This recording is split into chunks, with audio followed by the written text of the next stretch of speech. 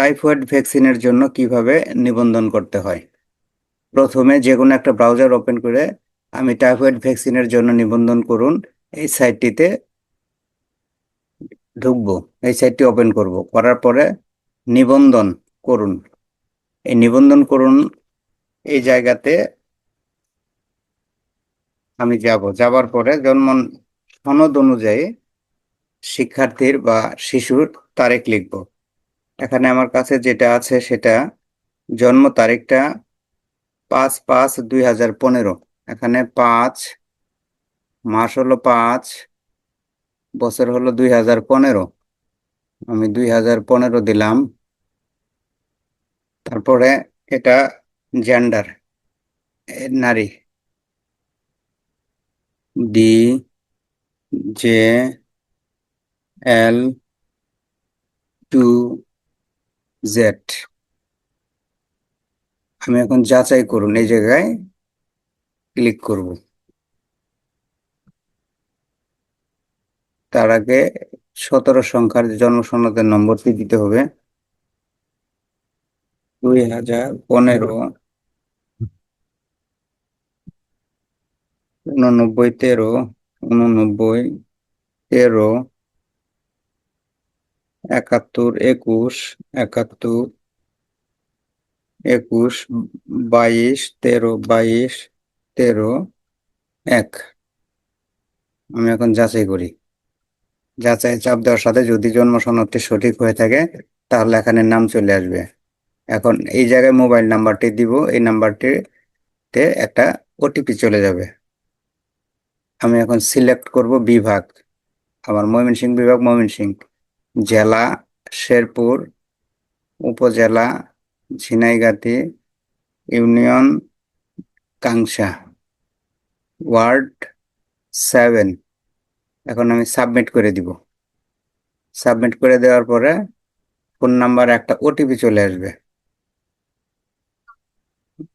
ওটিপিটা চলে আসছে 9655। আমি ওটিপিটা এখানে লিখব 9655। সাবমিট করে দিলাম। এখন এই কাজটা শেষ হয়ে গেছে। টাইফয়েড, এখানে নিবন্ধন করুন এই জায়গায় চাপ দিতে হবে। চাপ দেওয়ার পরে এরকম একটা অপশন আসবে, টিকাদান প্রোগ্রাম, টাইফয়েড নিবন্ধন করুন। নিবন্ধন করুনে চাপ দিলাম।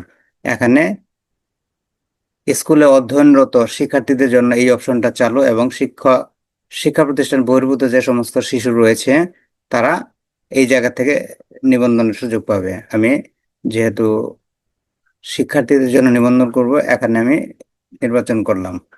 তারপরে বিভাগটা দিব ময়মনসিংহ, জেলাটা দিব শেরপুর,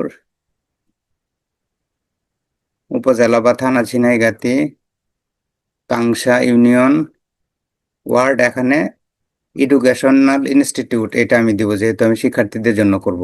এখানে শিক্ষা প্রতিষ্ঠানগুলি স্ক্রল ডাউন করলে সংশ্লিষ্ট ইউনিয়নে যে প্রতিষ্ঠানগুলো রয়েছে সব প্রতিষ্ঠানগুলি এখানে দেখা যাবে।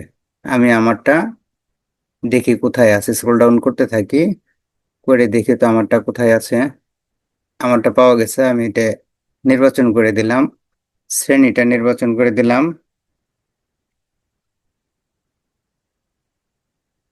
দিতে পরে দিলাম, এখানে সাবমিটে ক্লিক করে দিলাম। এখন আমার নিবন্ধনটা হয়ে গেল। এই টাইফয়েড ভ্যাকসিন কার্ড এখন আমি এখান থেকে ডাউনলোড করব। ডাউনলোড হয়ে গেছে। আমি এখান থেকে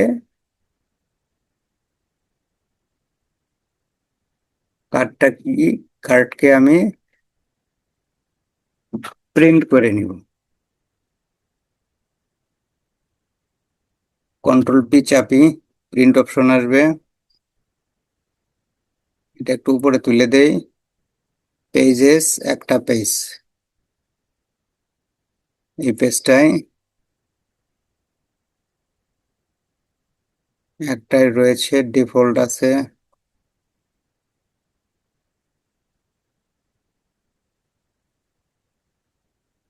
কাস্টম সাইজ করে নিব আমি এখানে। কপি একটা A4 সাইজ, হয়ে গেল। এখন আমি এটাকে পেজ সেটআপ দিয়ে প্রিন্ট করে নিলাম।